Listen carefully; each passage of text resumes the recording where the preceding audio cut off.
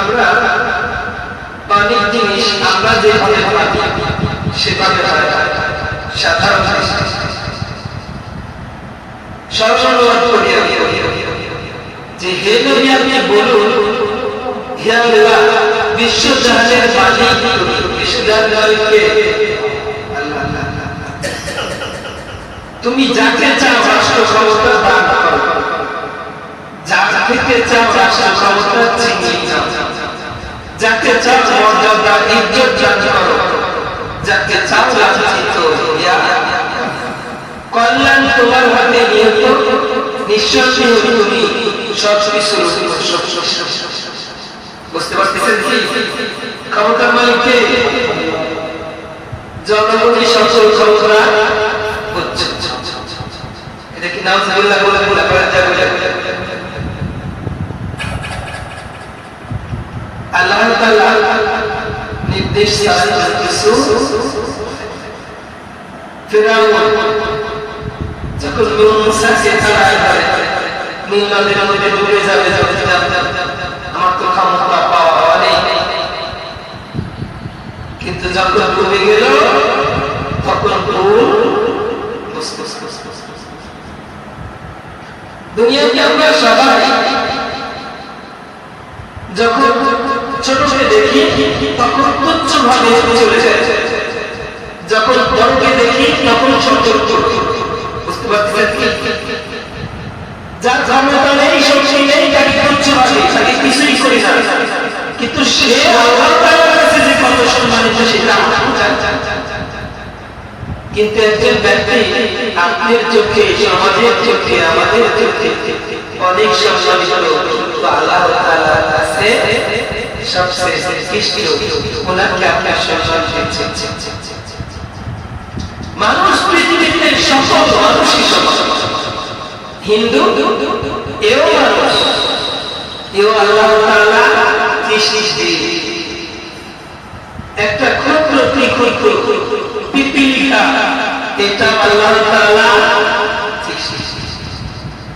কিন্তু যত মাখলুকাত রয়েছে সমস্ত মাখলুকাত মানুষের কল্যাণের জন্য আল্লাহ তাআলা যত সৃষ্টি রয়েছে বলুন আল্লাহ তাআলা সব সৃষ্টি করতে চায় কিসের কি অবশ্যই আল্লাহ তাআলা সব তৈরি করেছেন অনেক কষ্ট কিন্তু প্রত্যেকটা জিনিস আল্লাহ তাআলা আমাদের কল্যাণের জন্য তৈরি করেছেন প্রত্যেকটা জিনিসের হিসাব আপনার কাছে টাকা আছে আপনি মনে করছেন যে টাকাই মনে হয় আমাকে সফলতা দিবে আপনি ভালো একটা চাকরি পাইছেন ভাবছেন যে আমি তো সফলতা পাবো আপনি ভালো একজন বিজনেসম্যান অর্থ সম্পদ অনেক ইনকাম হয় প্রত্যেক দিন আপনি ভাবছেন যে আমি সফলতা পাবো আমি সরকারি চাকরি করি অনেক টাকা বেতন পাই আমি মনে হয় সফলতম আদৌ যদি সবচেয়ে অর্থ সম্পদের দিকে থেকে সচেতন থাকতে হতে তাহলে কে সচেতন হতে জানে কারণ কি হতে যদি পৃথিবীতে